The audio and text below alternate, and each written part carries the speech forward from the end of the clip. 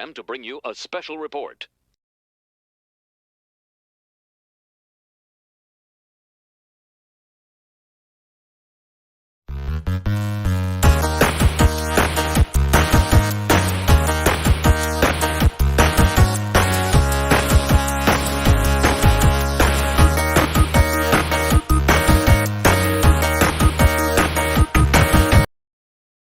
And now back to your regularly scheduled program.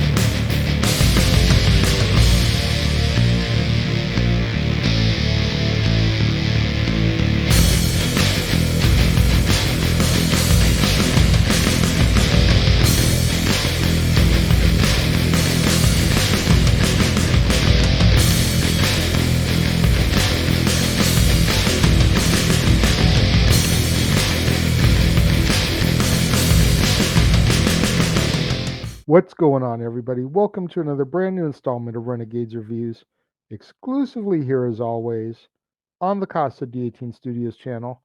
I, of course, am your host, the Renegade JJ Williams, and today we're going to kick off our final official movie with only one sequel, and we're going to take a look at 2010's Kick-Ass, starring Aaron Taylor Johnson, Christopher Mintz-Plasse, Chloe Grace Moretz, Nicolas Cage, Lindsay Fonseca, Evan Peters, Clark Duke, and Mark Strong.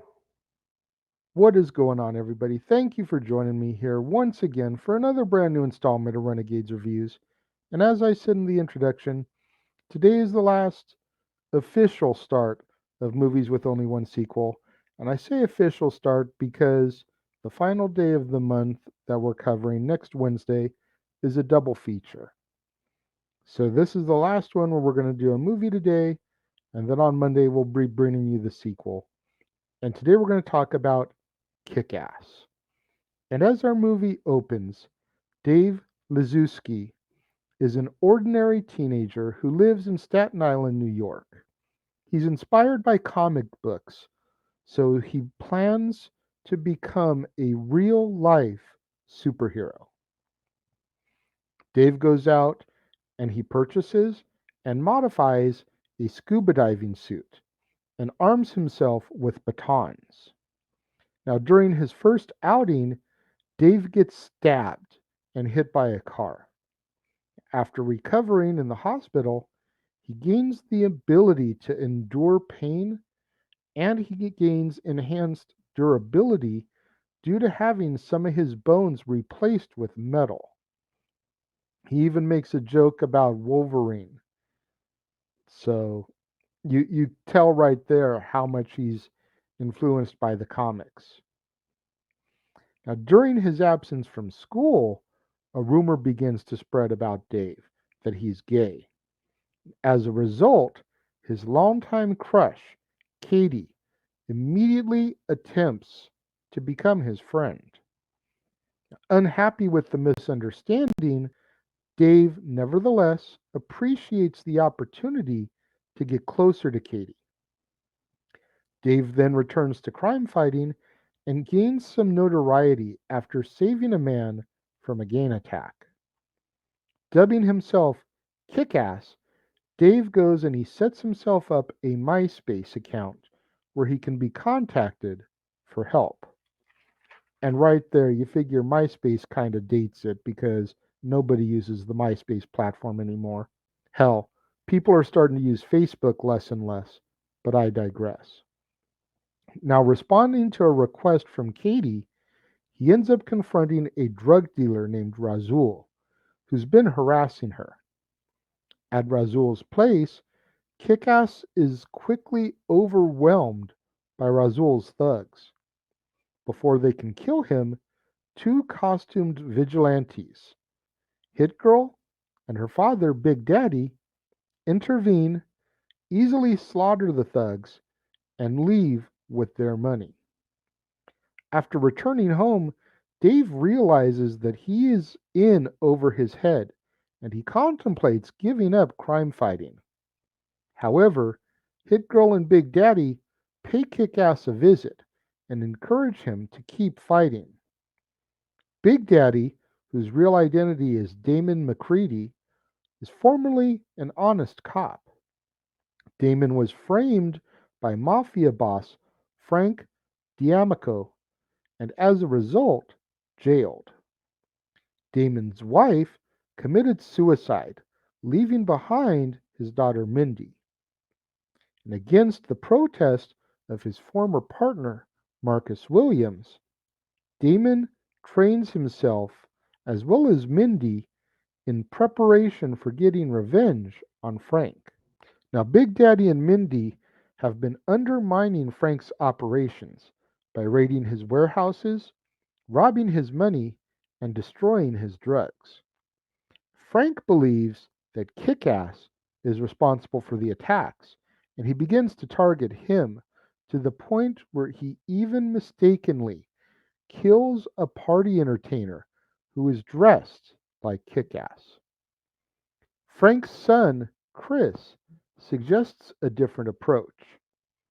Chris decides to pose as a brand new vigilante named Red Mist, and he befriends Kick-Ass. Chris's plan is to lure Kick-Ass into one of Frank's lumber warehouses and unmask him. However, upon their arrival, they find the warehouse on fire and Frank's men inside dead. When Red Mist retrieves a hidden camera that he had hidden in the warehouse earlier in the day, he sees recorded footage of Big Daddy killing all the men and burning the warehouse down. Red Mist and Kick-Ass then part ways while Frank watches the footage and learns of Big Daddy. Following the event, Dave decides to quit being Kick-Ass. Dave then goes and he reveals his true identity to Katie and clears up the misunderstanding about him being gay. Katie forgives him and eventually ends up becoming his girlfriend.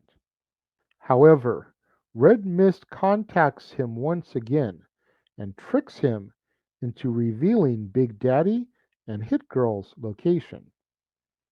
At one of Big Daddy's safe houses, Red Mist shoots Hit Girl out of a window, allowing Frank's men to capture Big Daddy as well as Kick-Ass. And Frank intends to have his thugs torture and execute his captives during a live internet broadcast. Now, while Kick-Ass and Big Daddy are being beaten by Frank's gangsters, Hit Girl, having survived the shooting, storms the hideout and kills all of the gangsters. During the fight, one thug sets Big Daddy on fire, causing Big Daddy and Mindy to have to share a tearful farewell before he dies of his burns. Kick-Ass and Hit Girl then resolve to defeat Frank D'Amico once and for all. Now, Hit Girl is able to infiltrate Frank's headquarters and kill numerous guards and henchmen before running out of bullets. When she is cornered by the thugs, Kick-Ass arrives on a jetpack fitted with miniguns and kills the remaining thugs. Kick-Ass and Hit Girl then take on Frank and Red Mist. Kick-Ass fights Red Mist, which results in them knocking each other out, while Frank overpowers an exhausted Hit Girl. Before he can kill her, Kick-Ass regains consciousness and blasts Frank out of the window with a bazooka, killing him. Red Mist then regains consciousness, grabs his father's sword, and pursues Kick-Ass in order to continue their fight, just in time to see Kick-Ass and Hit Girl fly away on the jetpack. Dave and Mindy retire from crime fighting. Marcus ends up becoming Mindy's guardian, and she enrolls at Dave's school.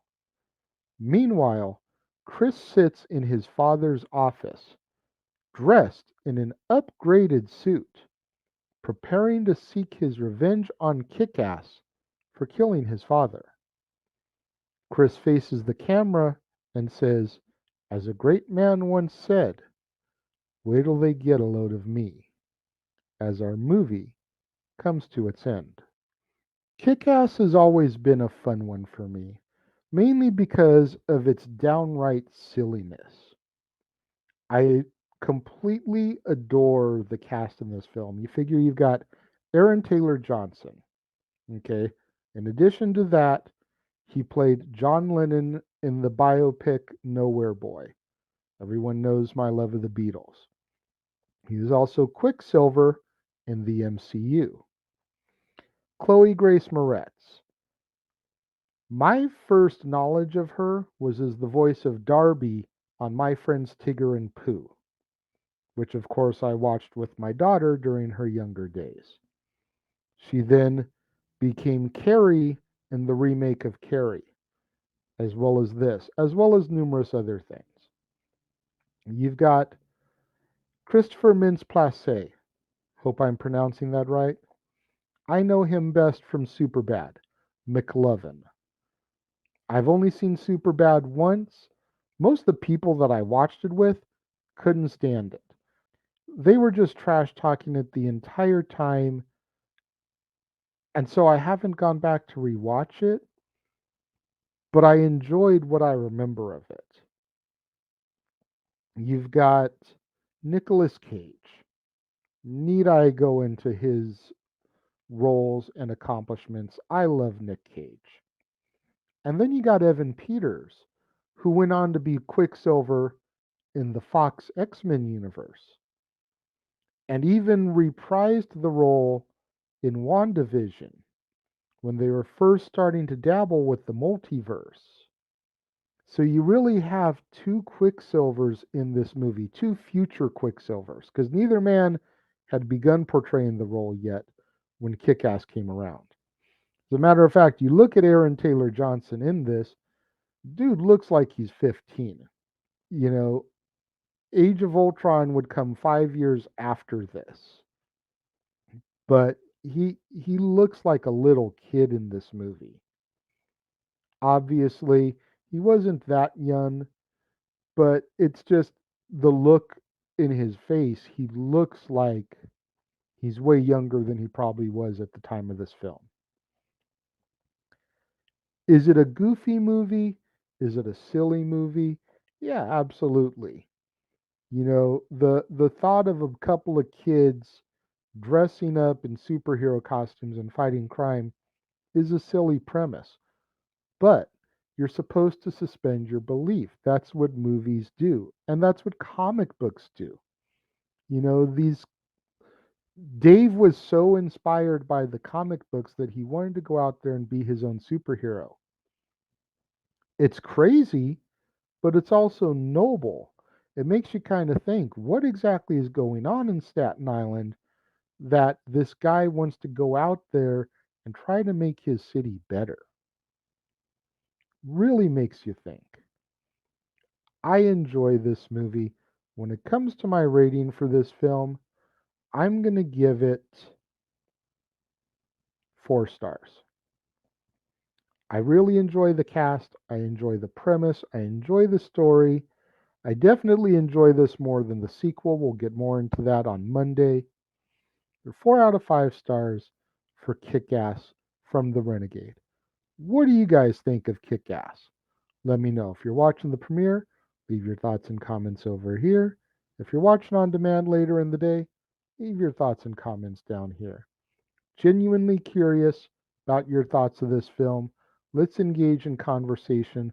Let's engage in that discussion in the comment box. Make sure you guys tune in tomorrow, right back here on the Casa D18 Studios channel, for another brand new installment of Renegades Reviews, when we do New Movie Saturday and we take a look at the recently released Netflix original film, Hustle, starring Adam Sandler, Queen Latifah, Robert Duvall, a slew of NBA superstars, and others. You're not going to want to miss out on that one. Right back here on the Casa D18 Studios channel, right back here on an all new installment of Renegades Reviews, when I take a look at the Netflix original film, Hustle. To all my loyal fans and viewers out there, thank you for tuning in today, joining me. Make sure you like this video, subscribe, hit those notifications on if you haven't already. Make sure you share this video with your family, friends, loved ones, movie lovers, comic book lovers, superhero fans, fans of the MCU, fans of the X-Men, fans of Chloe Grace Moretz, fans of Nicolas Cage. Get this video out there anywhere you can think of where people would enjoy seeing it. Tweet it, retweet my tweets if you follow me on Twitter. Let's get the word out there, boost my visibility in the YouTube algorithms, get those viewership hours up so I can eventually get monetized. We're making good progress. We've got a lot of work left to do. I know we can do it. Let's get on it, people. Thank you to all you guys that have tuned in, supported me, that continued trying to help me get my visibility up. And I will see you guys next time.